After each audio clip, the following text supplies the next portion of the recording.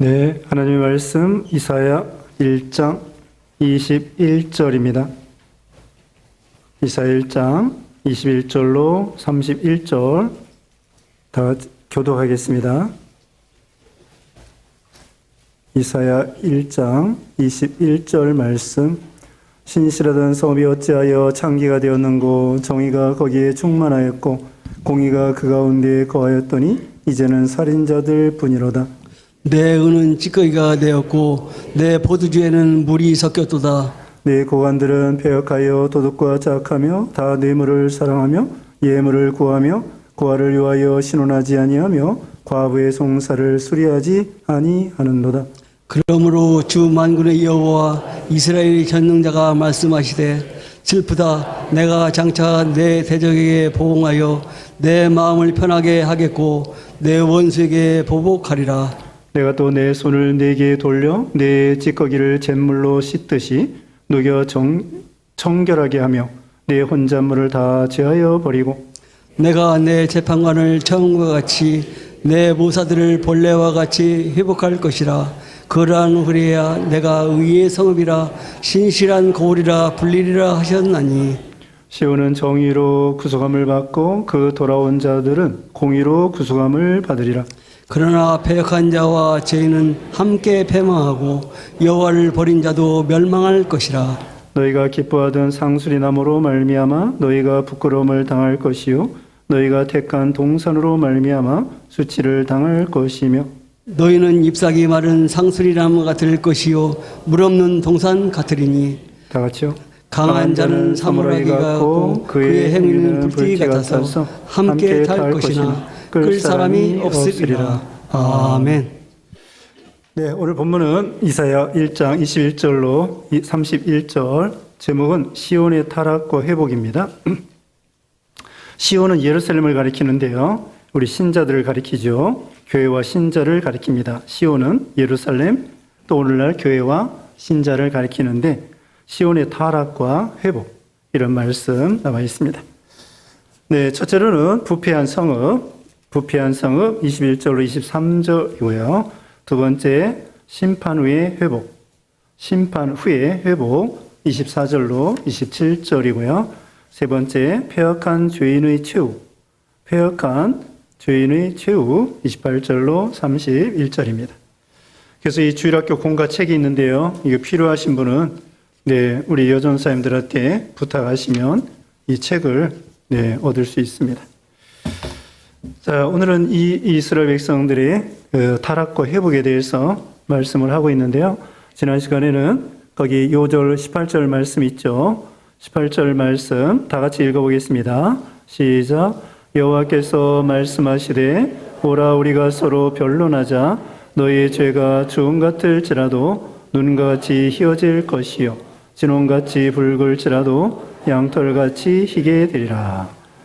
네, 참 좋은 말씀이죠. 우리 죄가 주홍같이 붉을지라도 눈과 같이, 또 진홍같이 붉을지라도 양털같이 희게 해 주신다는 거예요.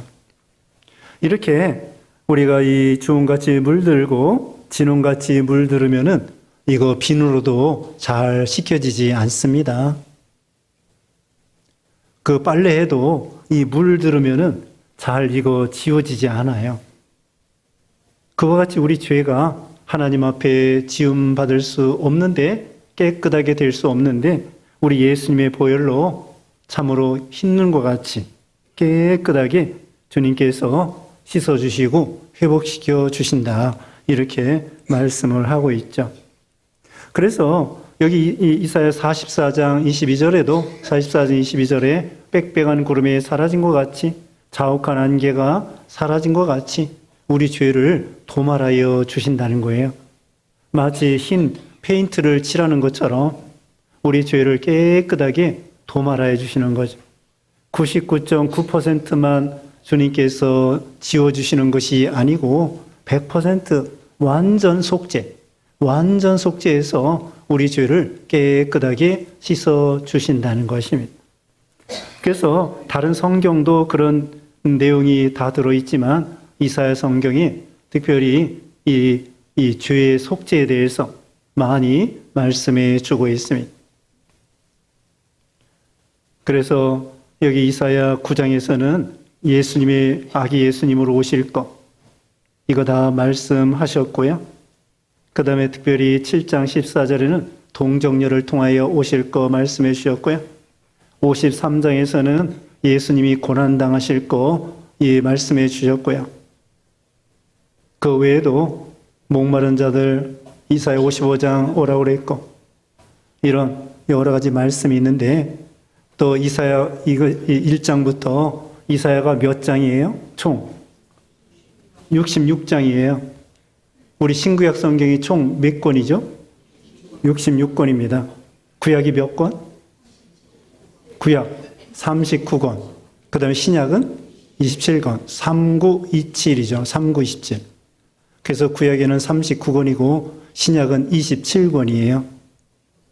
근데 참 신기한 것이요. 여기 이사야 성경은 39장까지를 전반부, 그 다음에 뒤에 40장부터 마지막 66장까지 27장을 후반부라고 합니다. 전반부, 후반부인데, 이 후반부의 시작이 거기 세례 요한 광야에 외치는 자의 소리라고 해서 그러니까 40장부터 세례 요한의 이야기가 한번 처음에 시작되는 거예요. 그러니까 어떻게 보면은 이 구약 39권, 그 다음에 신약 27권인데 후반부 시작할 때에 세례 요한의 이야기가 나오죠. 신약의 시작이 세례 요한의 사역이 시작되잖아요. 마가복음 1장에 보면은 세례 요한이 예수님보다 6개월 먼저 태어나고 6개월 먼저 하나님의 일을 하는 거예요. 그리고 또 여기 이사야 65장, 66장에 보면은 65장이나 이런 데 보면은 새하늘과 새 땅, 66장에도 새하늘과 새 땅이 나와요. 마치 요한계시록 제일 끝부분에 뭐예요? 새하늘과 새 땅이 나옵니다. 요한계시록 21장에 보면은 새하늘과 새 땅이 나오고 22장에는 생명수강이 나오죠. 그래서 이사야 마지막 66장 거기 보면은 새하늘과 새 땅이 나오는 거예요. 마치 요한계시록 끝부분이 나오는 것처럼. 어떻게 이 장수는 이 후대, 성경 기록한 이후에 후대에 후대 사람, 이 신학자들이 이 장수를 먹이고 절수를 먹였어요. 근데 참 하나님의 섭리가 39장까지, 그 다음에 후반부 27장, 이런 식으로 나와 있습니다. 하나님의 섭리라고 해야 될까요? 아무튼 이사야 성경에는 복음에 대해서, 예수님에 대해서 구체적으로 말씀한 말씀이 많이 나오고, 또 신약 성경에 또 이 이사야 성경을 또 많이 인용한 것을 볼 수가 있습니다. 이제 오늘 본문에는 이스라엘 백성들이 하나님 앞에 범죄함으로 그들이 참 고난과 심판과 징계를 받게 되고 나중에는 회개함으로 회복시켜 주신다는 말씀이 나와 있죠. 이제 21절, 신실하던 성읍이 어찌하여 창기가 되었는고 정의가 거기에 충만하였고 공의가 그 가운데에 거하였더니 이제는 살인자들 뿐이로다. 신실한 성읍 예루살렘을 가리키죠. 유다 나라 가리키고 오늘날은 교회와 성도들을 가리켜요. 근데 창기가 되었다고 했습니다. 이거 뭐냐면은 다른 남자를 사랑하는 것처럼 이스라엘 백성들이 남편 되시는 하나님을 사랑하긴 하는데 제대로 사랑하지 아니하고 우상 섬기고 이것을 가리키는 거예요. 그러니까 하나님을 제대로 섬기지 아니하고 우상 섬기는 그들을 지금 책망하고 있는 것입니다. 하나님을 남편으로 삼아야 되는데 하나님도 섬기고 세상도 섬기는 거예요. 그래서 히브리서 야고보서 4장 4절에 세상과 벗된 것이 간음하는 여인과 같다 그랬습니다. 우리가 예수님을 신랑으로서 오전 예배 시간에 말씀했죠. 우리는 그리스도의 신부라. 근데 예수님 말고 다른 것을 예수님보다 더 사랑하면 그게 우상이 되는 거고요. 세상과 벗된 것이 가늠하는 여인과 같다고 그렇게 말하고 있는 것입니다. 그래서 창기가 되었다는 거예요. 우상 섬겼고, 그 다음에 정의가 거기에 충만하였고, 공의가 그 가운데 거하였더니 이제는 살인자들 뿐이라. 전에는 그 정의가 옳은 것이고 의입니다. 이것은 하나님의 그 말씀 규칙에 따라서 사는 거예요. 그 다음에 공의도 이것은 하나님 말씀에 따른 그 행실을 가리키는 거죠. 규칙과 행실, 규칙에 맞게 살고 그 행실이 깨끗하고 건전하고 의의 길로 걸어갔다는 거예요. 그런데 살인자들 뿐이라고 했습니다. 살인자들, 그 당시에 다른 사람을 죽이는 경우도 있겠지만 이것은 오늘날 형제를 미워해도 살인자라고 그랬죠. 어디에 나와요? 요한 1서 3장 15절에 형제를 미워하는 것도 살인죄라는 거예요. 그러면서 말씀하고 있습니다. 눈에 보이는 형제를 사랑하지 못하면서 눈에 보이지 않는 하나님을 사랑할 수 있겠는가? 하나님은요, 원수까지도 사랑하라고 했습니다. 누가복음 6장 27절에는 너를 저주하는 자를 위해서 축복해주고 기도해주라는 거예요. 참 이건 대단한 고상한 도입니다.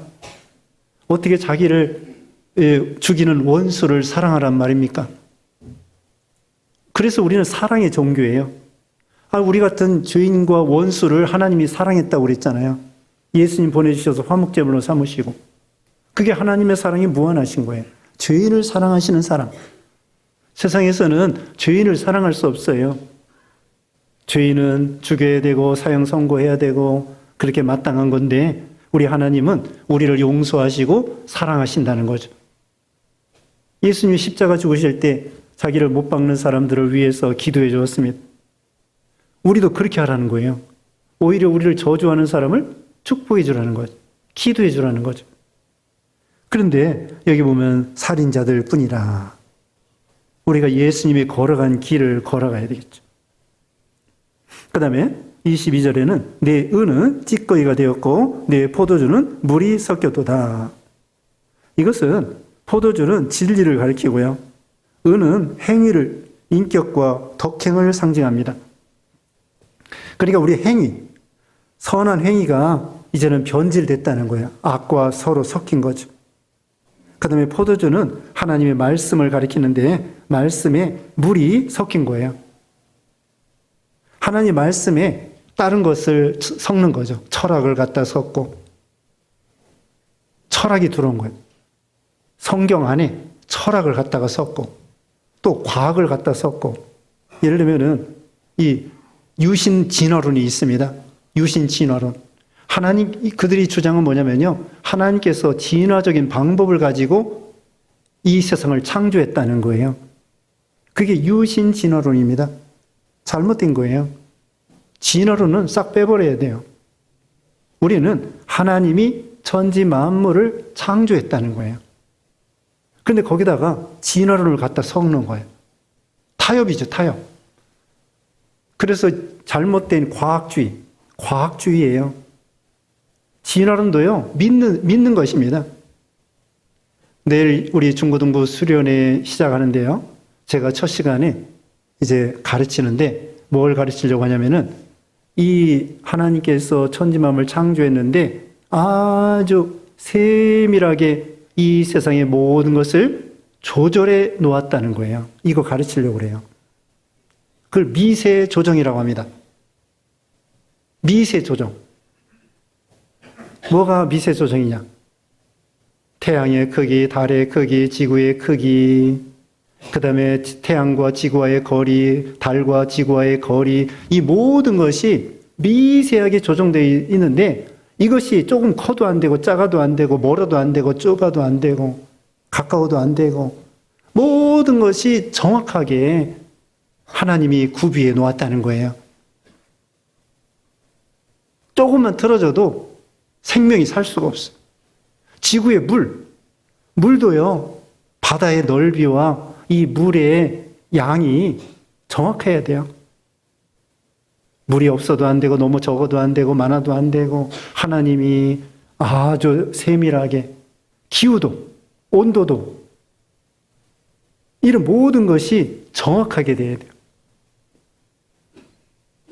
그리고 이 공기 중에는 그 산소와 질소가 78%가 있고요. 산소가 21%가 있어요. 산소가 너무 많아도 안 되고 너무 적어도 안 되고, 그 다음에 뭐 하여튼 그런 거 있어요. 우리에게 그 속에 세포나 또는 무슨 요새 양자역학이 유명해요. 양자역학. 양자 컴퓨터 들어보셨죠? 양자역학. 그래가지고 미시세계.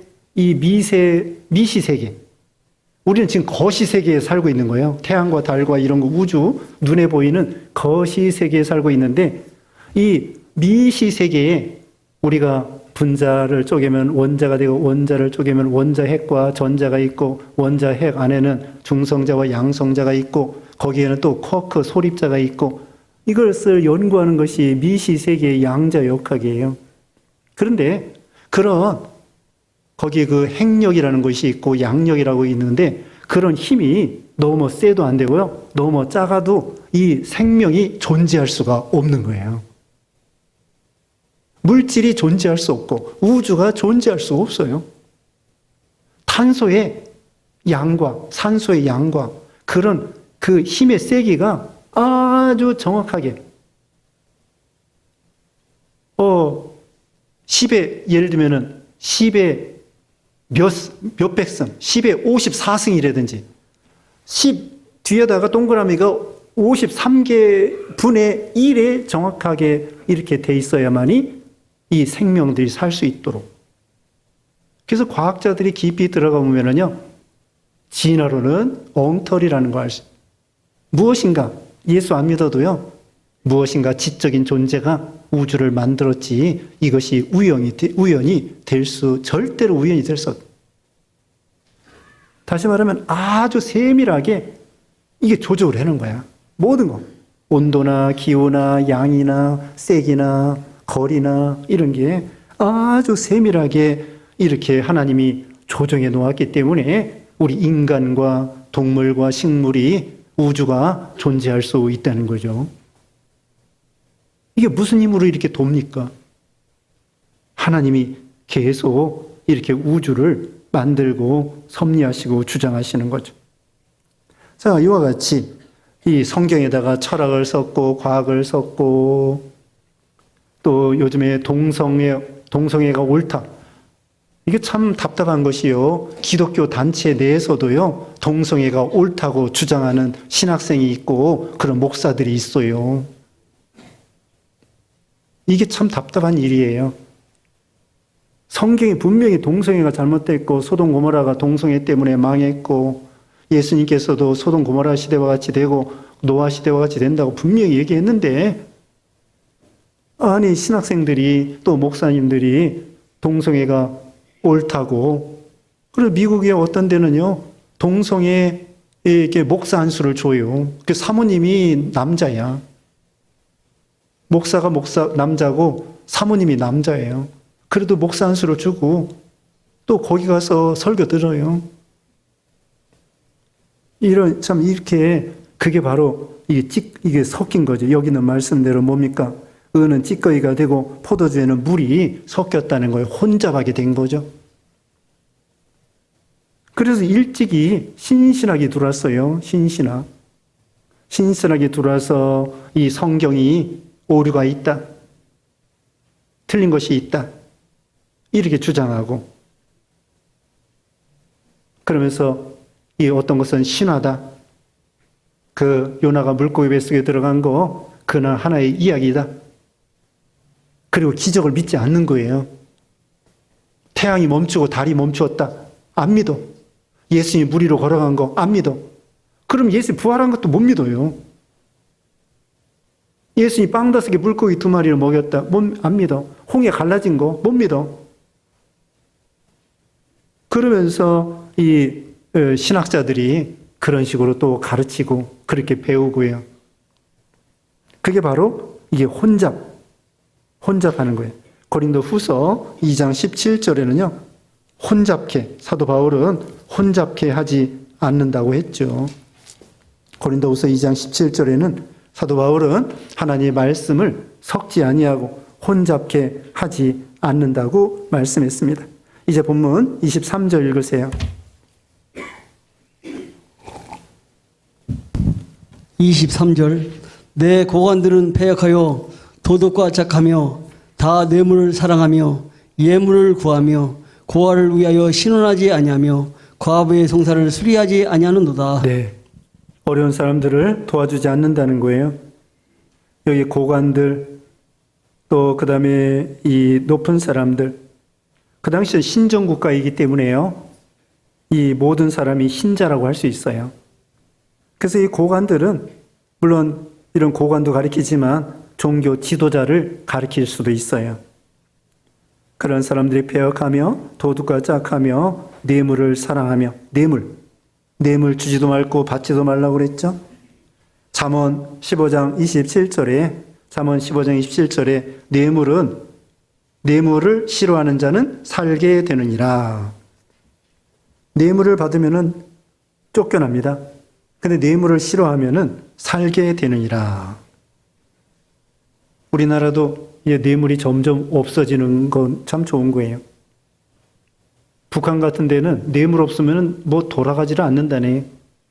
탈북민들 말 들어보면은 학교 갈 때도 뇌물, 그 다음에 뭐 취직할 때도 뇌물, 뭐 하여튼 뇌물이 많대. 이 미개한 나라일수록 우크라이나도 정치하는 사람들이 부패한 경우가 많대요. 러시아도 말 들으니까요. 러시아도 부패, 우크라이나도 아주 부패한 이 정치하는 부패자들이 많대. 그 아프리카 같은데 유엔에서 도와주잖아요. 그럼 정치가들이 그거 다 빼먹어요, 중간에. 그것을 시민들에게, 백성들에게 나눠줘야 되는데 다른 데서 구제금 받으면은 정치하는 사람들이 빼먹고 무슨 정치 자금 쓰고 뇌물 그걸 사용해가지고 미개한 나라일수록 참 백성들이 가난하게 되는 거예요. 그래서 우리가 이거 깨끗해야 되겠죠. 한 번은 우리 개혁신학대학원 그때 제가 총장할 때에 저기 세종시에서 교육부에서 감사가 나왔어요. 감사가 나왔는데 거기 하여튼 뭐 이사관인가 사무관인가 그래도 좀 높은 분이 밑에 사람 데려와가지고 학교 감사를 했어요. 감사를 해가지고 밥을 사주려고 하니까 밥 사주는 거 안 먹는다는 거예요. 그리고는 이제 과일을 대접했어요. 과일을 대접했더니 과일은 대접을 받고 그 다음에 나중에 갈 때 과일값 쳐서 우리한테 도로 주는 거예요. 참 그거 참 좋더라고요. 우리가 밥 사준다고 해도 밥 안 먹어. 자기네들이 그냥 알아서 사 먹어. 그 다음에 우리가 과일을 대접했는데 이제 그 감사하느라고 힘들으니까 과일 드세요, 차 드세요. 과일을 갖다 줬는데 과일값을 나중에 반납하고 가는 거예요. 아주 깨끗하게. 그 공무원들이 참 그거 잘하는 거더라고. 그와 같이 아주 여기 보면 뇌물을 사랑하며 예물을 구하며 고아를 위하여 신원하지 아니하며 억울한 것을 갚아주지 않는다는 거죠. 거기 17절 읽어주세요. 17절. 17절 선행을 배우며 정의를 구하며 학대받는 자를 도와주며 고아를 위하여 신원하며 과부를 위하여 변호하라 하셨느니라. 네. 선행하라고 그랬고 고아를 도와주라고 그랬고 과부를 도와주라는 거예요. 그런데 여기 23절에는 본문 지금 본 것처럼 고아를 신원하지 해주지 않고 과부의 송사를 억울하게 했다는 거죠. 넘어갑니다. 24절. 그러므로 주 만군의 여호와 이스라엘의 전능자가 말씀하시되 슬프다 내가 장차 내 대적에게 보응하여 내 마음을 편하게 하겠고 내 원수에게 보복하리라. 하나님이 이스라엘을 원수처럼 생각한다는 거예요. 대적이라고 그랬어요. 하나님을 거스르고. 왜 그러냐? 하나님께서는 이들에게 가나안 땅 주시고 나라를 보호하시고 젖과 꿀 흐르는 땅으로 복을 주시고 그리고 또 죄도 깨끗하게 씻어주시고 구원해 주시고 이런 은혜를 베푸는데 하나님 사랑하지 아니하고 우상 섬기니까 하나님께서 그 이스라엘 백성들을 대적으로 취급한다는 거예요. 그리고 보복하겠다. 25절 내가 또 내 손을 네게 돌려 내 찌꺼기를 잿물로 씻듯이 녹여 정결하게 하며 내 혼잣물을 다 제해 버리고. 이스라엘 백성들이 이렇게 더럽고 거룩하지 못하고 나가니까 하나님께서 그들을 이제 깨끗하게 한다는 거예요. 혼잣물을 제거하겠다. 이것은 강제로 하겠다는 거예요. 그들이 지금 우상 섬기고 또 진리를 떠나서 혼합주의로 나가고 세속주의로 나가고 그렇기 때문에 강제로 그들을 이제 그 바벨론 나라를 보내가지고 그들이 침략하면서 그들이 이제는 거기서 이제 징계를 받는 거죠. 그러면서 회개하는 거예요. 바벨론 나라 포로 잡혀가서 회개하고 어려울 때 회개하고. 그러니까 때로는요, 이 교회가 교계적으로나 세계적으로 환난과 핍박이 있을 때 그때 신앙적으로 정화되는 거예요. 태평성대가 좋긴 좋은데 그게 반드시 좋은 게 아니에요. 태평성대. 사사기 시대예요. 이게 완전히 공식이에요. 그들이 태평성대가 되면은 그 다음에 부유할 때 우상 섬기고 우상 섬기면은 원수 나라가 쳐들어오고 원수가 나라가 쳐들어오면 회개하고 그럼 하나님께서 구원해 주시고 또 태평성대가 되면은 타락하고 그 다음에 이방 나라가 쳐들어오고 그 다음에 그들이 회개하고 그 다음에 하나님이 구원하시고 이게 하나의 공식이야. 사사기 시대가 그랬겠다고요. 그러니까 우리가 태평성대와 이게 좋은 게 반드시 좋은 게 아니에요. 신앙이 나태해지고 넓어지고 세속화되기가 쉬워요. 중세 교회가 그래서 타락한 거예요. 중세 교회가 엄청나게 부자가 된 거예요. 성당 여러분 저 유럽에 가보셨어요? 유럽에 가보시면 성당이 얼마나 돈을 많이 들여가지고 하여튼 기가 막히게 만들어놨어요. 예술 작품이야. 성당 하나하나가 다 예술 작품이에요. 얼마나 잘 해놨습니까? 돈이 얼마나 많겠습니까? 근데 신앙적으로는 타락하는 거예요. 진리가 희미해지고. 그 다음에 선교해야 되는데 루터가 종교 개혁할 때까지 선교하긴 했는데 별로 안 했어요. 당나라 때에 그 선교사 많이 보내달라고 했는데 안 보냈어. 그때 선교사 많이 보냈으면은 당나라 시대에 우리나라도 빨리 복음을 받았을지도 몰라요. 근데 선교사는 안 보내고 전도는 안 하고 맨날 자기들끼리 먹고 마시고 싸우고 그러다가 종교 개혁을 하고 엄청나게 부유해졌습니다. 그런데 지금 이 천주교 있잖아요. 그 이탈리아 같은데 성당 많은데 그 성당 유지하기가 너무 힘든 거예요. 그렇다고 그 멋있게 만들어 놓은 거 때려 부실 수도 없고 유지하자니 돈도 많이 들고 성도들은 없고 딜레마예요. 예배당은 아주 예술 작품처럼 만들어 놓고 신자는 없고 수리하려면 돈 들어가고 부실 수도 없고 문화재니까 부실 수도 없고 딜레마야. 돈은 돈대로 들고. 그게 천주교도 참 이게 답답한 거예요. 이런 이탈리아 같은 데 보면은. 자, 그 다음에 하나님께서 이 이방 나라를 보내가지고 정화시켜 나가겠다. 26절 읽어주세요. 26절 내가 내 재판관을 처음과 같이 내 모사들을 본래와 같이 회복할 것이라. 그러한 후에야 내가 의의 성읍이라 신실한 고비라 불리라 하셨나니. 네, 하나님이 정화시킨 다음에 회복시켜 주시겠다는 거예요. 이게 하나님의 뜻입니다. 정화시키고 회복시켜 주시고 그러면 이제 나중에는 의의 성읍이라 신실한 고울이라 참된 교회, 참된 신자들이 된다는 것이죠. 27절. 시온은 정의로 구속받고 그 돌아온 자들은 공의로 구속함을 받으리라. 정의를 행하고 공의를 행하라는 거예요. 옳은 길, 성경 말씀대로. 먼저 그의 나라와 그의 의를 구하라고 그랬죠. 소돔 고모라 의인 10명이 없어서 망했다고 그랬죠.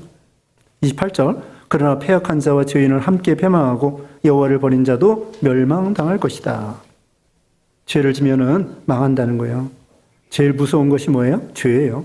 29절. 너희가 기뻐하던 상수리 나무로 말미암아 너희가 부끄러움을 당할 것이요 너희가 택한 동산으로 말미암아 수치를 당할 것이며. 상수리 나무 의지했어요. 또 상수리 나무 가서 우상을 섬겼어요. 택한 동산도 마찬가지. 택한 동산도요, 아주 멋있는 동산에 가서 우상 섬기는 거예요. 이 불교 절간들이 있잖아요. 아주 그냥 멋있는 산에 가가지고 절을 져놨어요, 다. 설악산, 금강산은 모르겠네요. 금강산도 있죠? 금강산 무슨 절이 있을 거예요.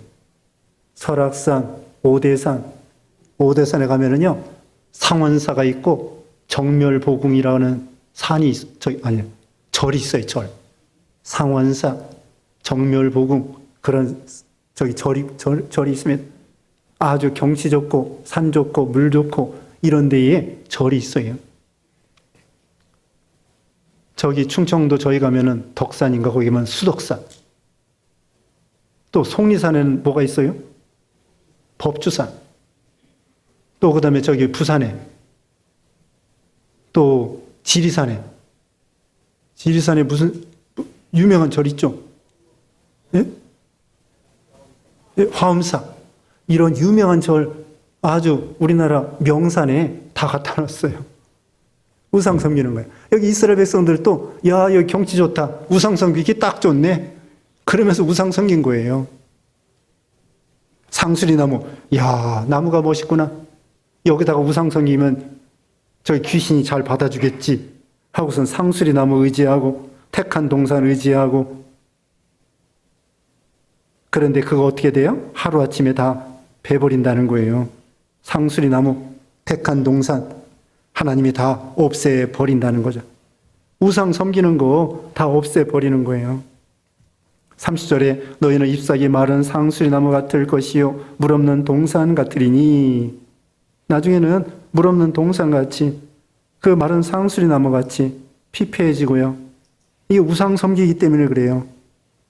31절에 강한 자는 사무라기 같고 그의 행위는 불티 같아서 함께 탈 것이나 끌 사람이 없으리라. 아무리 강한 자도 약해진다는 것이죠. 행위는 불티 같아서 함께 다 없어진다는 거예요. 전에 얘기했습니다. 탈북민이 얘기하는데요.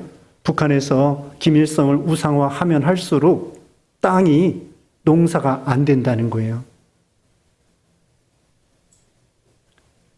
그래서 이렇게 우상 섬기면 섬길수록 그 땅이 점점 노시되고 모래가 되고 농사가 안 되는 거예요. 그런데 하나님을 잘 섬기면은 그 땅도 하나님이 복을 주셔요. 젖과 꿀이 흐르는 땅이 된다고 그랬죠. 증도에 가면은 문중경 그분이 이렇게 선교하다가 순교 당했는데 그 증도 그 태안의 여러 섬이 복을 많이 받았다는 거예요. 예수 믿는 사람 거의 다 예수 믿고 그 다음에 농사도 잘 되고. 우리 홍길승 권사님 저기 암태도에 거기 큰 별장 같은 카페 이런 거 만들어 놨어요. 가보신 분도 있겠는데 우리 신방 가서 2번 갔었는데 아주 멋있게 만들어 놨습니다. 근데 거기에는 파가 잘 된대, 파. 그래서 이 가락시장 일하시면서 파 거기 가서 이렇게 사오면서 떼어가지고 여기다 팔고 그랬는데 파도 잘 되고 땅이 좋아가지고 그 다음에 그 사람들이 부자라네. 그래서 예전에 10년 전, 20년 전에도 축의금 낼 때 20만 원씩 낸대. 10년 전에도, 20년 전에도 축의금을 이 사람들이 부자라 20만 원씩 축의금을 낸대요. 파도 잘 되고 농사도 잘 되고. 예수 잘 믿으면은 땅도 거름지게 된다는 거죠. 윤택하게 되는 거죠. 자, 오늘 본문에 이렇게 이스라엘 백성들이 하나님을 잘 섬기다가 우상 섬김으로 인해서 또 세상과 벗대고 또 행실이 뇌물 받고 그 다음에는 억울하게 사람들을 억울하게 하고 또 욕심 따라가고 그렇기 때문에 하나님께서 징계하시다가 회개하면 다시 회복시켜 주신다. 그러니까 우리가 회개하면 얼마든지 주홍같이 붉을지라도 눈과 같이 진홍같이 붉을지라도 양털같이 희게 해 주신다. 우리의 이런 신앙 원리를 믿음을 따라가야 되겠습니다. 기도하겠습니다. 거룩하신 하나님 감사합니다. 하나님 아버지 주님께서 만복의 근원 되시고 또 우리 죄를 사해 주시고 구원해 주시는 주님, 이스라엘 백성들이 하나님 섬기는 사람들이었지만 세상과 벗대고 우상 섬김으로 인해서 하나님께서 그들을 징계하신다고 했고 또 그들이 찌꺼기와 같이 혼합주의로 나감으로 하나님이 징계하신다고 했는데 우리는 순수한 복음 말씀만 따라가며 그대로 믿고 그대로 순종하여 복을 받는 우리 모두가 되게 해주셨기를 원하옵고 예수님의 이름으로 기도드리옵나이다. 아멘.